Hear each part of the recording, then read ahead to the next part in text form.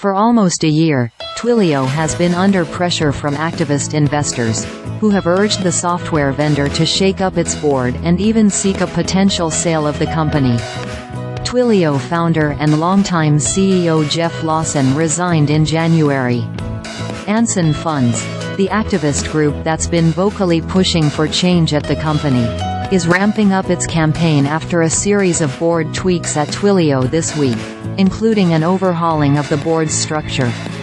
On Monday, Twilio announced a settlement with Sachem Head, an activist investor whose involvement in the company had been previously unreported.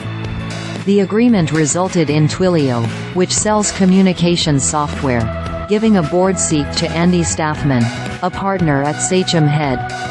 2 days later, Twilio said Byron Deeter, a prominent venture capitalist and early investor in the company, would be leaving the board.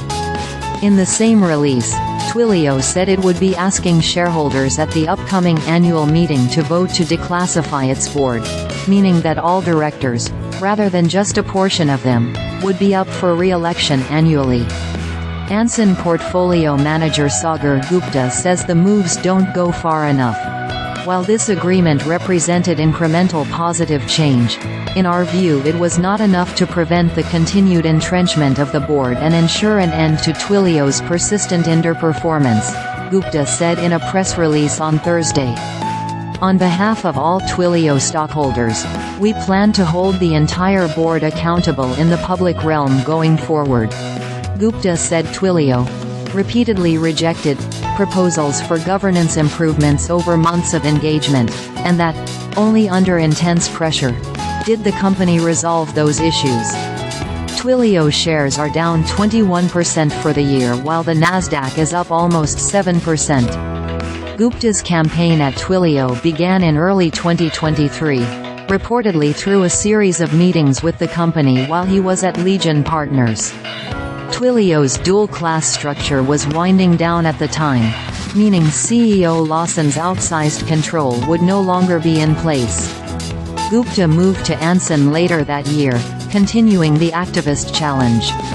Meanwhile, Legion Partners remained on board in pushing for changes at the company, CNBC previously reported. Anson and Legion each own less than 0.5% of Twilio, according to FactSet. Their vocal demands have been enough to spur an expanded share buyback program, to push out Lawson and to spark an operational review of a business the firms wanted Twilio to sell. But they haven't gotten everything they want. Twilio completed the operational review in March, deciding against selling the business unit segment. It also authorized a smaller share buyback than the two activist investors were seeking. On March 11, less than a week after Twilio concluded the review, Sachem Head told the company it planned to nominate board candidates. That communication between the firm and Twilio was just made public this week, when Stafman was given a board seat.